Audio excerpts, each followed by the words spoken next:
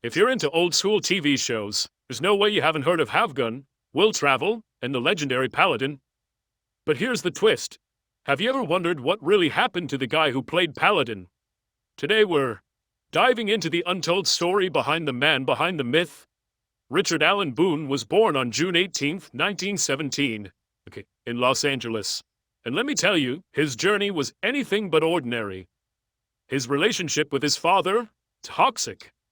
His dad wanted him to be a lawyer, but Boone had bigger dreams. He wasn't lazy or bad at school. He just wanted to leave a mark on the world. Something way more epic than law books could offer. Surprisingly, Boone's first artistic love wasn't acting, it was painting. But he didn't just drop everything to rebel. He tried to be the good son and studied pre-law at Stanford. Then Pearl Harbor happened, and Boone found himself serving in the U.S. Navy during World War II. After the war, he came back with a fiery passion and made a bold choice. No more following other people's rules. He was going to become an actor. Hollywood wasn't easy. He worked harder than ever, grinding through roles until he finally caught a break with Call Me Mister in 1951. From there, his rugged looks and intense performances in movies like Red, Skies of Montana turned heads. Boone's career wasn't a typical Hollywood rise. He mixed supporting roles in big productions with lead roles in smaller films, a move some mocked. But guess what? The joke was on them. Boone is still remembered today, while many of those critics are forgotten. His dedication and raw talent earned him respect and steady work. Then came the 50s, the golden age of TV, especially westerns. That's when Boone stepped into the shoes of Paladin in Have Gun, Will Travel.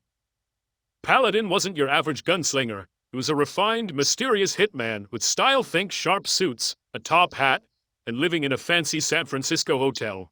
His business cards literally said, "Have Gun, Will Travel." This guy had brains, charm, and a strict code of honor.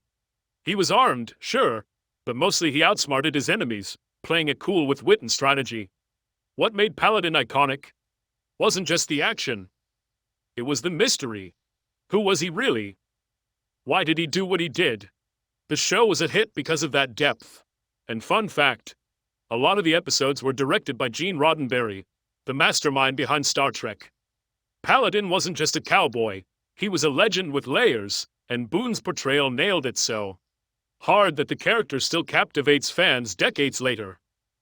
Before Paladin, Boone earned 2 Emmy nominations for playing a hospital surgeon in The Medic, bringing a realistic touch to medical dramas. But it was Paladin that made him a household name.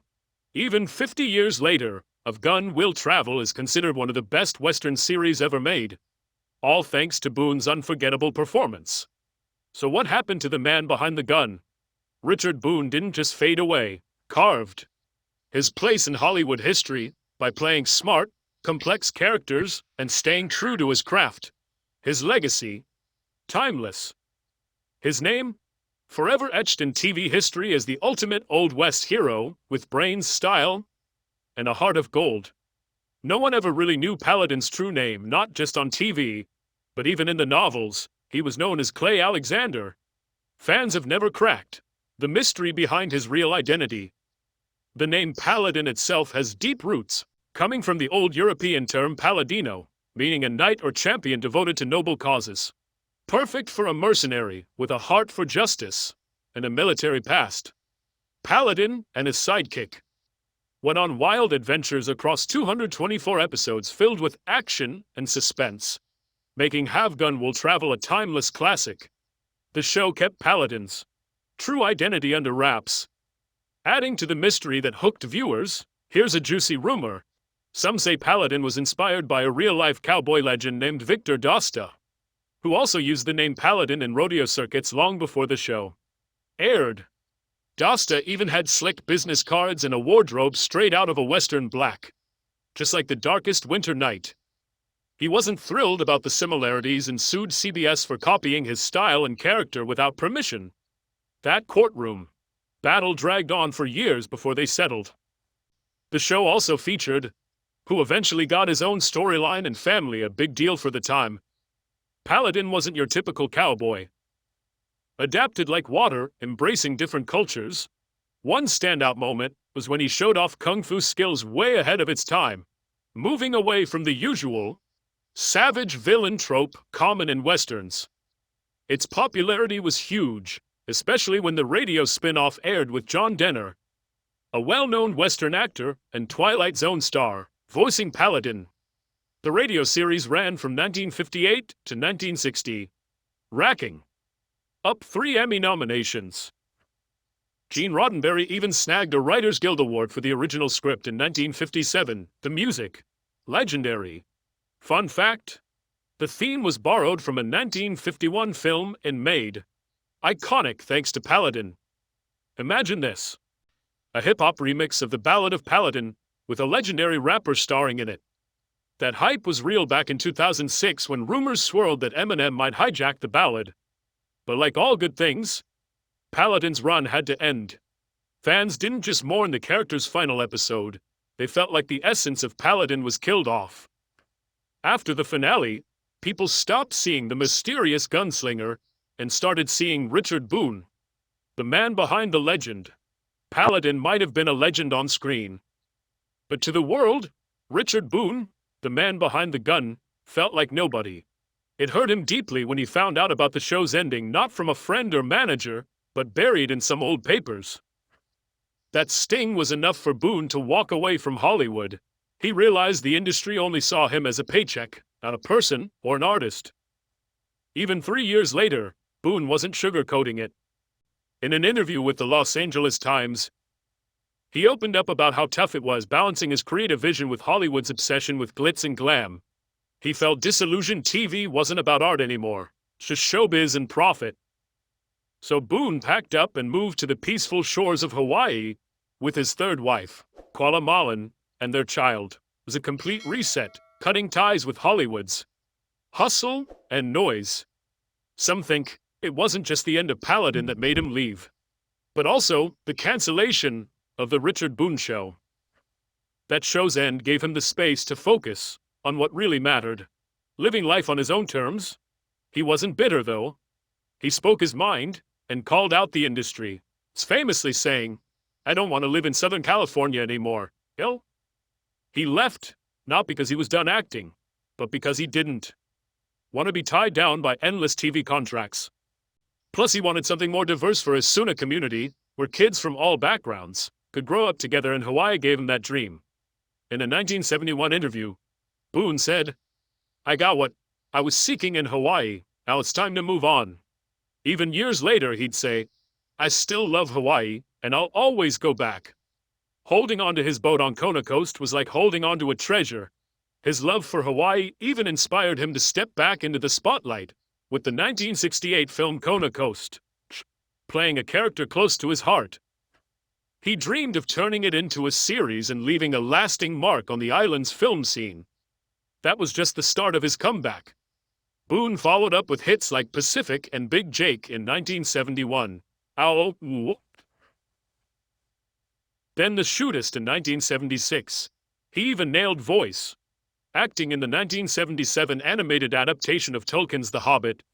Between 1972 and 1974, he starred in early Western TV movies as Heck Ramsey in NBC's Mystery Lineup, sharing screen time with shows like Columbo and Macmillan and Wife. Paladin wasn't just a role for Boone, it was part of who he was. After that chapter closed, he grew into a stronger version of himself. He saw acting not just as a job but as a way of life. Back in 1963, he said, "Talent is not a golden rarity among humans. People who become good actors really don't have any other choice, they have to do it." In 1970, Boone settled in St. Augustine, Florida, away from the spotlight. This time, he went back to his roots painting, picked up a brush, and started creating art, chasing the dreams he'd had as a kid. Wow. Richard Boone's story is so much more than just Paladin. It's a journey of passion, struggle, and incredible depth. After his acting career slowed down, Boone didn't just fade away. Instead, he lit a fire in the hearts of others, becoming a mentor and professor at Flagler College in St. Augustine, Florida. He taught young actors with brutal honesty, famously advising, "Don't become an actor unless you have to." That advice might sound strange coming from one of the greats, but Boone wasn't joking.